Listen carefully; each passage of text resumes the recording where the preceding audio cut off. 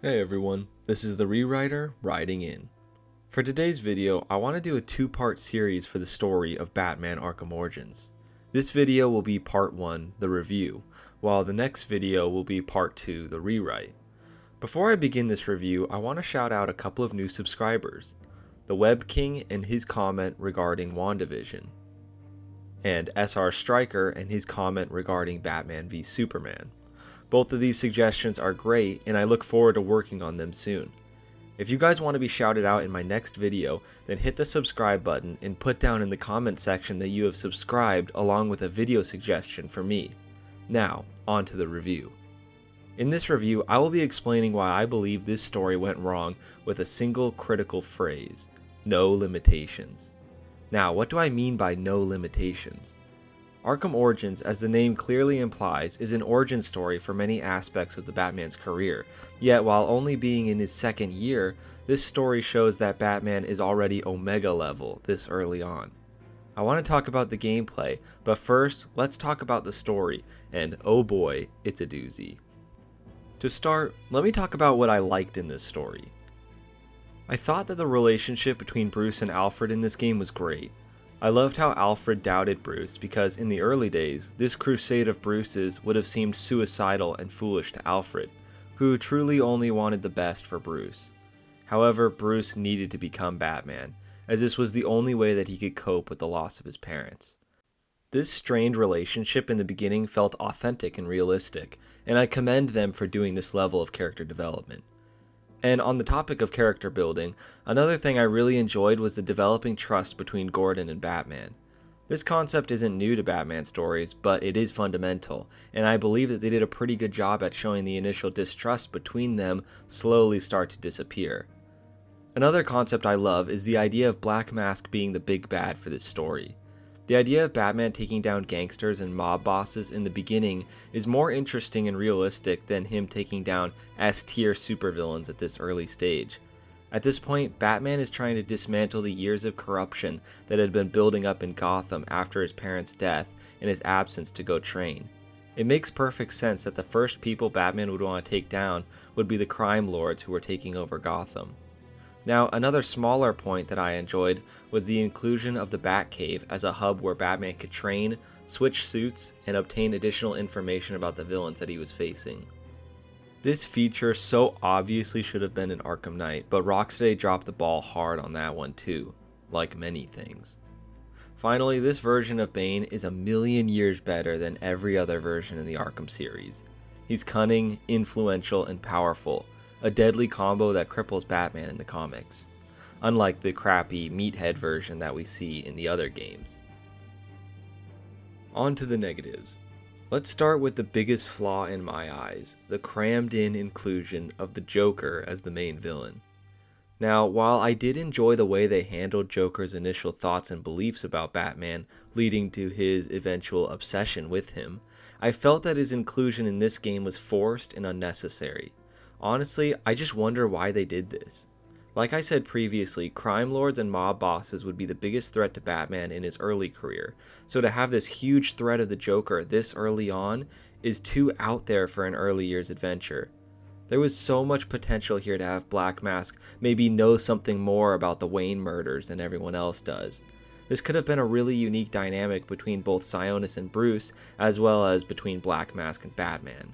Black Mask, if done correctly, can be a surprisingly deep character that can work incredibly well for a smaller scale story that this should have been. Now, if you've watched my Arkham Knight video and looked through some of the comments there, you'll know that I really despise when writers of Batman think that any story that doesn't have the Joker as the main villain is going to be terrible, and that Joker must be the main focus of everything. While I love the Joker, I don't feel it's necessary to always have him be the main villain of every story, as Batman's rogues gallery is huge, and this game had an opportunity to shine a light on some of the lesser known characters found here. Stories like Batman Hush, Nightfall, and Long Halloween are all stories that don't feature the Joker as the main villain, and they're all critically acclaimed graphic novels. What I especially hate is the manner that they decided to shove Joker in this story. To make him replace Black Mask in this way of just casually taking over his whole operation is just an insult to the character and his legacy in Gotham. Black Mask deserves more than this, and this story screwed him over. Joker didn't need to feature in this game at all, to be honest. Just a little nod to him would have been completely acceptable. Now, another gripe I have with this story is that I don't really understand why Black Mask felt the need to hire 8 assassins in the first place. Isn't this kind of overkill for a person who most criminals still believe is a myth? Why not just hire one of them to go find out who this Batman character really is? Also, I feel as though Black Mask should have had a better purpose for hiring the assassins than just that he didn't want to have to worry about Batman getting in his way of whatever it was he was trying to do. That's a part of the problem I have with this story, is that there really isn't any point to the events of this story happening aside from introducing the Joker in Arkham Asylum. There should have been a well thought out story with meaningful events and decisions being made by the characters in them. Now, the next gripe I have with this game is the assassins themselves.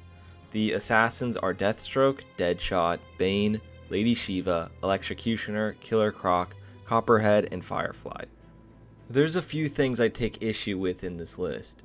To start, Deathstroke, Bane, and Lady Shiva would all be too difficult for Batman to take down now in his early career, and that's just each of them separately. Deathstroke and Lady Shiva are considered 2 of the greatest fighters in the DC universe, up there with Batman later in his career, but not equal at this point, as Batman just doesn't have as much experience yet. And Bane broke Batman, and that was much later in his career. Plus, Bane's more of a mercenary than an assassin.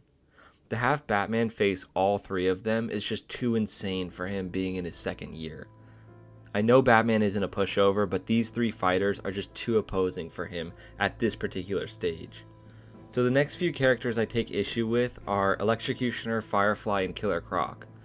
Firstly, Electrocutioner is a wimp and doesn't deserve to be among these assassins.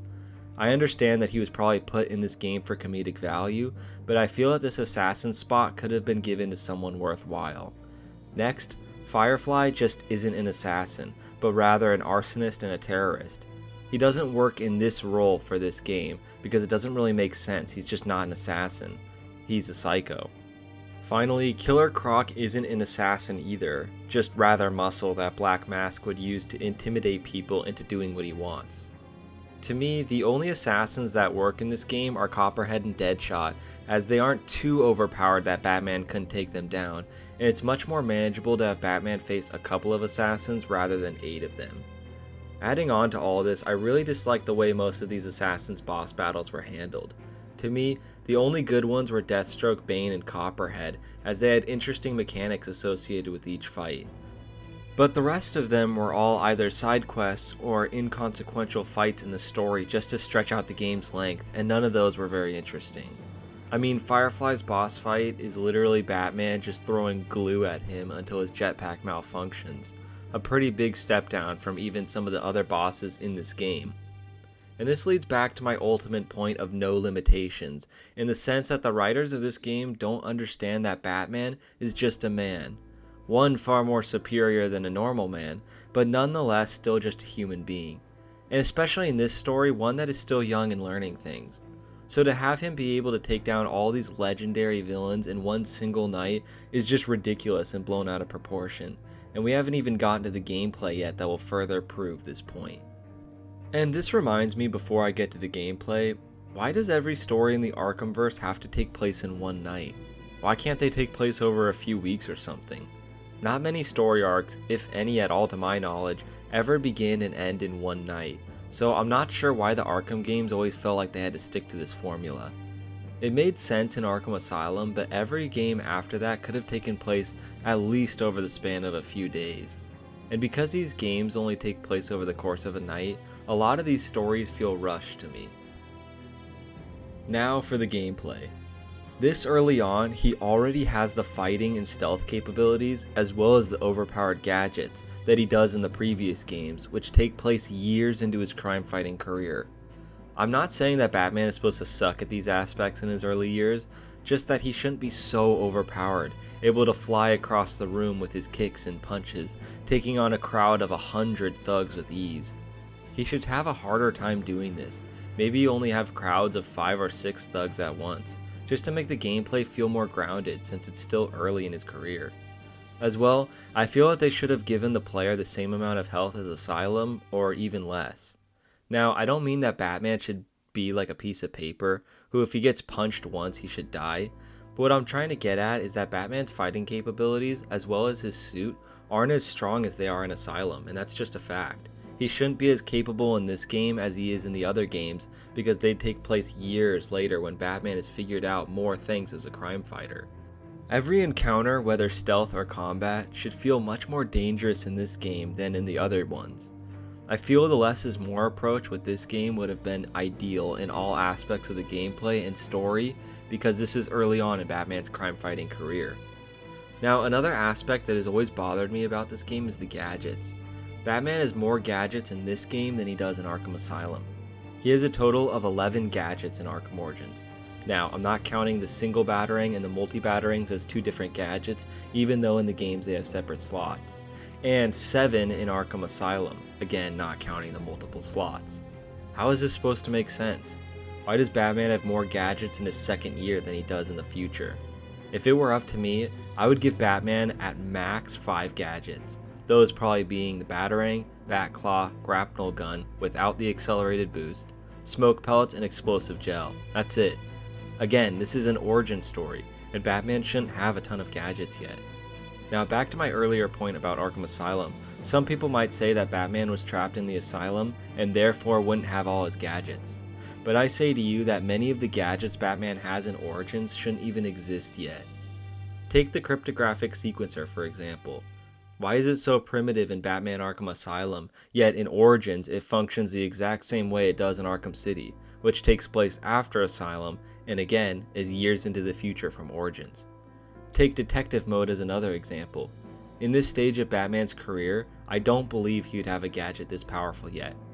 Even if he was working on it, it would be in the very early prototype stages before its full version seen in Arkham Asylum, not on par with Arkham City's like it is in the actual game.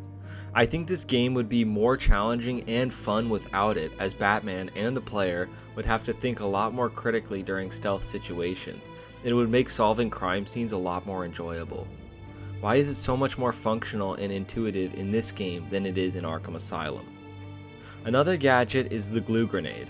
I mean, come on, where do I even start with this stupid gadget? For one, it's a complete ripoff of the freeze grenade. You can't just throw glue in water and expect it to create a surface to stand on. That just doesn't make any sense. Next, the gun jammer. Again, he doesn't acquire this gadget until Arkham City, and yet miraculously he has it here. And finally, the electric gauntlets. Talk about an incredibly overpowered and broken gadget that makes the combat so easy that it's boring. With these on, it's not Batman Arkham Origins, it's Superman Arkham Origins, because he can do anything. Punch through shields, stun rods, armor, anything. Another thing I hate about the gadgets in Origins is how they basically give you free takedowns in stealth, and in some cases the combat. For stealth, the remote claw is basically just 3 free inverted takedowns that pose no threat for the player, as you can do them from a distance. The whole point of the inverted takedown is the risk-reward aspect. You risk being seen by everyone and shot to pieces, but the reward for doing it successfully was a free stealth takedown. But no, that's too complex of an idea. Let's just make Batman and his gadgets really overpowered so that the player can just chill. Enemy encounters in this game are far less threatening, making them less enjoyable to play than the other games. And you can't possibly tell me that Batman would have built the Batwing before the Batmobile as his first vehicle. That's so ridiculous. It's just shoehorned in as a way to fast travel through this incredibly boring map. Another point I want to make about this game is an aspect that I've seen no one talk about but has always driven me crazy: the timeline. Let's take a look at the Origins trailer for a moment. Now, what you can see here are cars that look very modern, as well as a calendar that reads December 2013. So why does this matter? Well, now let's take a look at Arkham City for a moment. Now, what you can see here is the date Arkham City was founded. Keep in mind that Arkham City didn't exist before Arkham Asylum.